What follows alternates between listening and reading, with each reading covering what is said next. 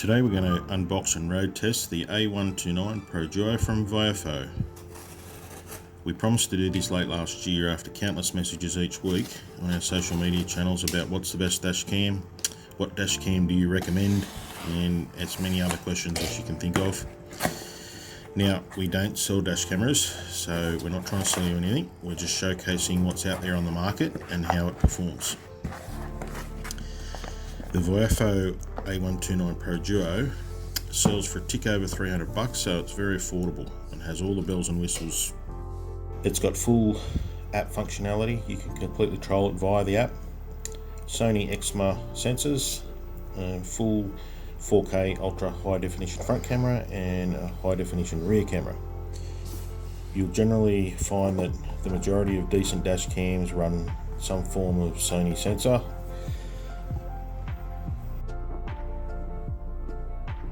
Let's check out what's inside.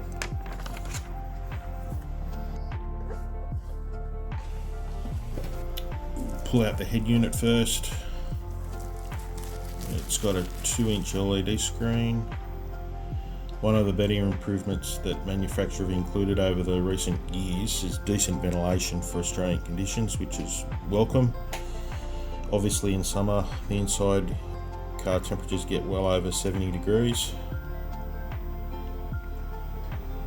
Some more ventilation on the side here. Looks like that's a little bit of out of focus. We'll fix that up in a second. GPS is located on the back of the windscreen mount. More ventilation and fully adjustable camera positioning. It's good.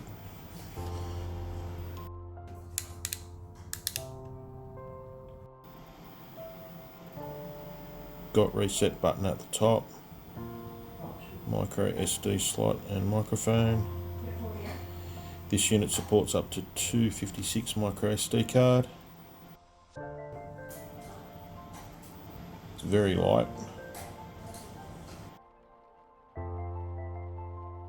Back to the other side. USB PC connection.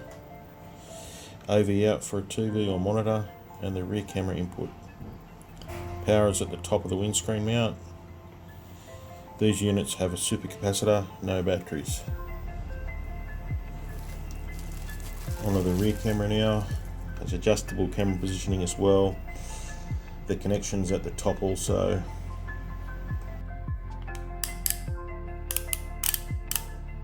The vehicle I'm putting this in will have pretty dark rear tint, so over time we might need to adjust the exposure to suit.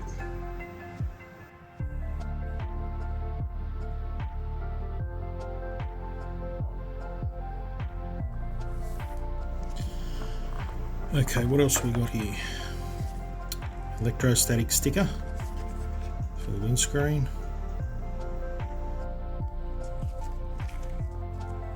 And a full English user manual by the look of it. That's good. Spare sticky pads. Looks like there's 2 sets or so here. That's awesome. Cable clips. There's about 10 or so there. This is the rear camera cable. Nice and thick by the look of it. Good quality. This connects front and rear cameras together. Micro SD reader for the PC. This is the best way to transfer footage. PC reader cable connects the dash cam to the laptop or computer directly. Power cable with a 12-volt adapter. If you want parking mode, you need to purchase another cable. I'll show you that in a second. And a trim removal tool. Okay, these were the not included accessories. We've purchased a hardware kit from Viofo Australia for $25 and a 256GB micro SD card, Samsung Evo Plus, about $60-ish. Okay, cameras are installed. Cabling's running through the 2 rubber boots, down the headlining and into the front camera. Let's run through the basic setup. Alright, let's the setup we've got.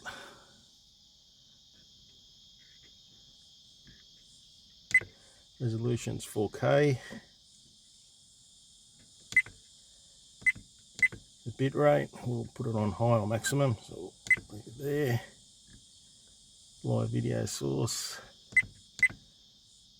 just the front camera for now. Loop recording, 1 or 2 minutes here. Especially if you're going to use the app. You wouldn't want it to be any bigger than that. The file size will be already fairly large. Wide dynamic range. This is the part that balances out the darkest portion and the lightest portion of the exposure on the screen. We'll leave this as standard. We'll leave this as standard.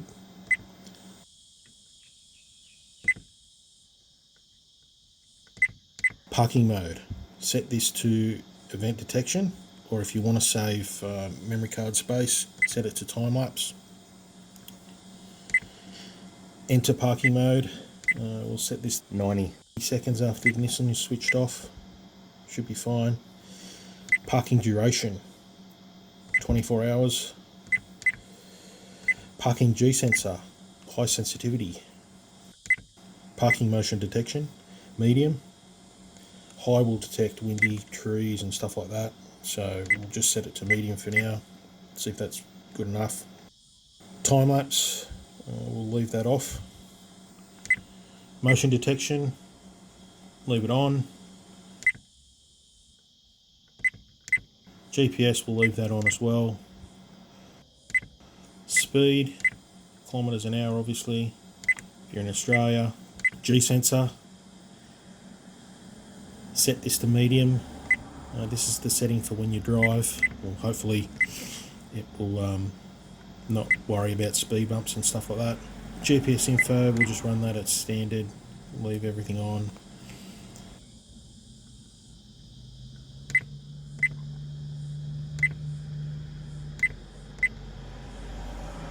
We'll leave this as standard.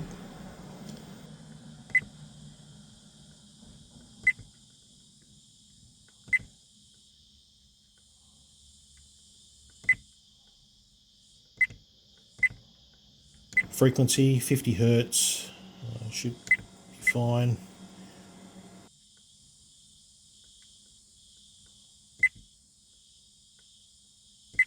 Format, this is for formatting a new or existing card, and that's the basic setup.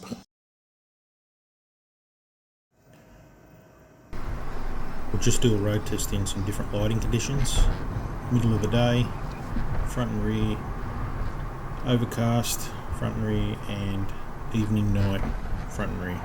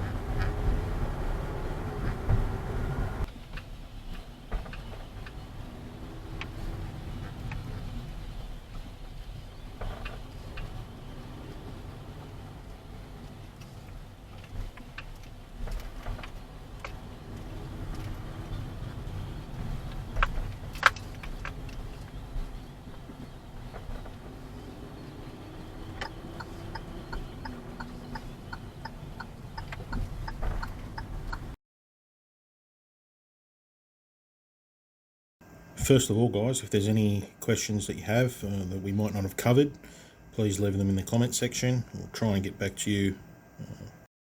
We're certainly going to recommend this dash cam. Big thumbs up from us. It's got everything you need, and it's very easy to set up and use at an affordable price. I suppose this would fall into the mid-range category for dash cams. It's got all the high-end features, so we certainly do recommend it.